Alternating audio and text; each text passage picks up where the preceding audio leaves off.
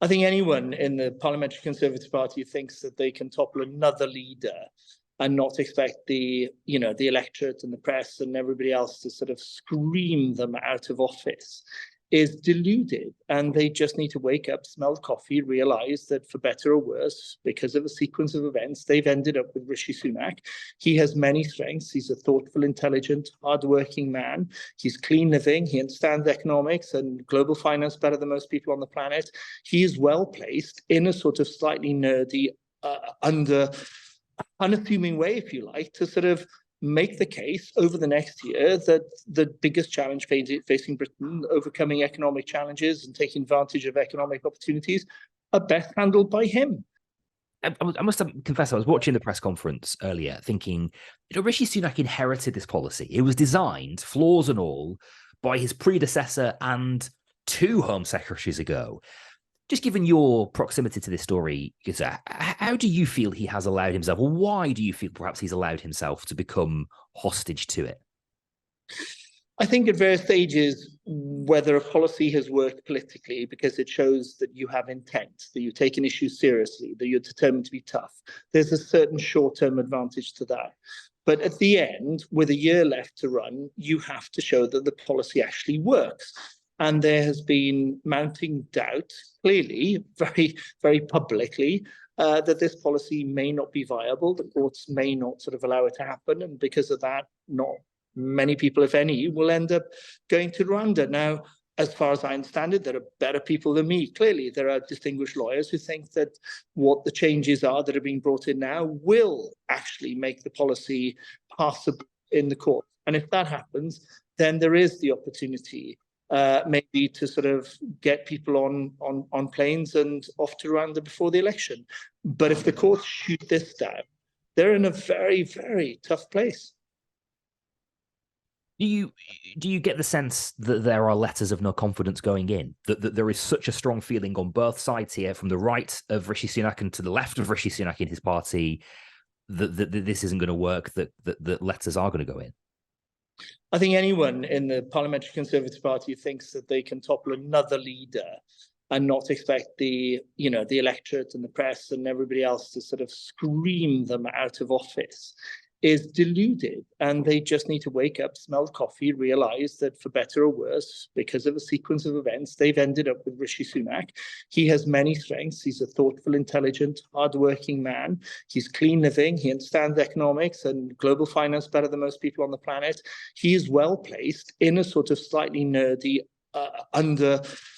unassuming way, if you like, to sort of make the case over the next year that the biggest challenge facing Britain, overcoming economic challenges and taking advantage of economic opportunities, are best handled by him. They've got to give him a chance to do that, and the people around him have got to try and play to those strengths that he has. Trying to portray him as a macho man ain't going to work. That's not what he is. And I don't think it's what a lot of people want. And the Parliamentary Party have got to sort of give him a fighting chance if they do that. And just briefly on this one, is there something going on in number 10? I mean, when you consider this last sort of fortnight or two, with the picking a fight with the Greek Prime Minister, being held hostage by this piece of legislation, it feels, for all of the gains that Rishi Sunak tries to make, the decisions are taking him 2 steps back. Is that a failure of strategy in number 10? What is the strategy in number 10? I think whoever thought that blanking the Greek Prime Minister was anything other than an infantile, ridiculous, stupid thing to do was deluded. They may have been chasing a headline, they may have been chasing the following day's news, but to everybody else, anyone with, a few grey hairs, anyone who's been around the block a couple of times, it just looks like they're not fit to be there, because you don't do that. Any Greek Prime Minister who's ever come to Britain has got to, and we should all understand this, raise the issue of the Parthenon sort of statues. If they didn't do, they'd get mullered at home. So it's an obvious thing they're going to bring up. Just like when we send our prime ministers to China or Saudi Arabia and such places, they have to bring up human rights. The other side don't want to hear it, but they don't blank them. They get onto a proper conversation. So I think they've got to just get a little bit more mature, play to Rishi Sunak's strengths. He has formidable strengths. And if he played to those strengths, if they play him to those strengths, and if the party get behind him, there's no natural law of physics that means that the next election has been lost.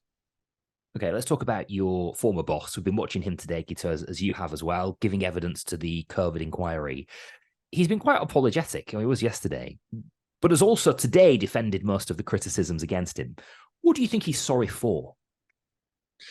I think he set up this inquiry, which he commissioned, because he wants a judge with the benefit of hindsight and oversight across the whole piece, and with access to all the key players to sort of look at what we did, why we did it, and whether or not in the future another person who will not be him at the helm of Britain, in, God forbid, a situation where this happens again, can take better decisions. And what he's acknowledged for a long time now, and he's done it pretty bluntly with the inquiry, is that, of course, nobody gets all those decisions right. Nobody anywhere in the world got all the decisions right. There are things that, with the benefit of hindsight, you do differently. But I think what he's tried to portray is that he was acting in good faith. He was difficult decisions. The science was not remotely as clear as some people think it was. There was conflicting priorities from, understandably, different government ministers and departments.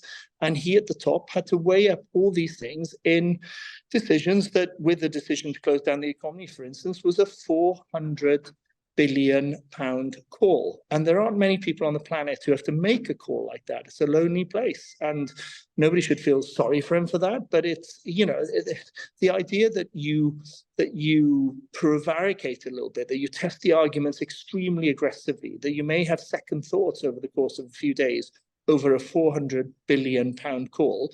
I think most people who've ever made, a tiny call in their life would appreciate that's a tough one.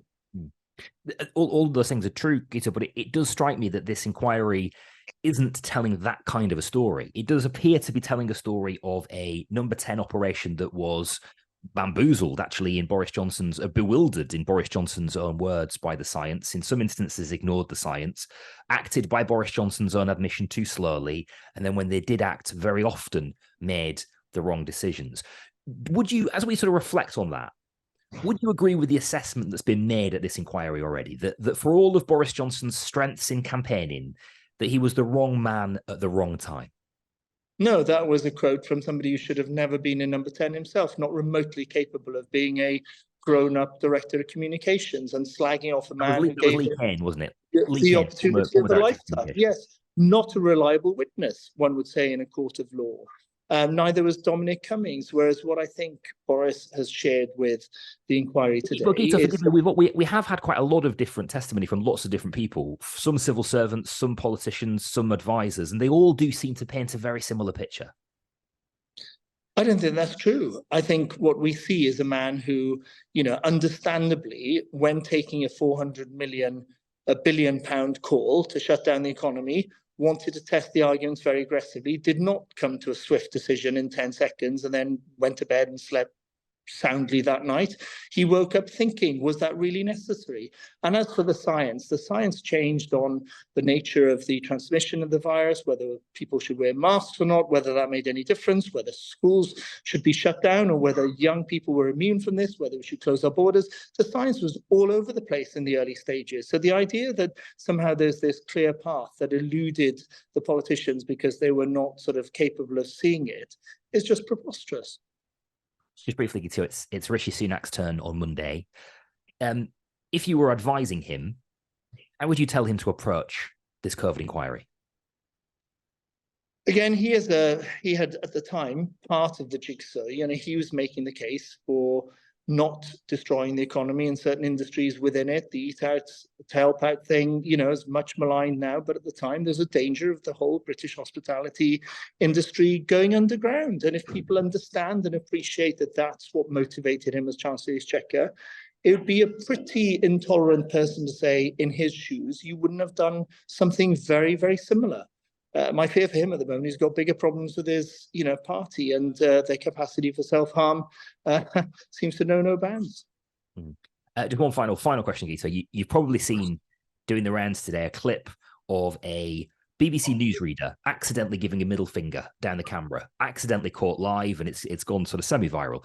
The Conservative Party Twitter account has tweeted it in the last couple of hours with the caption, what you get when you ask Labour about their immigration policy or whatever, something like that.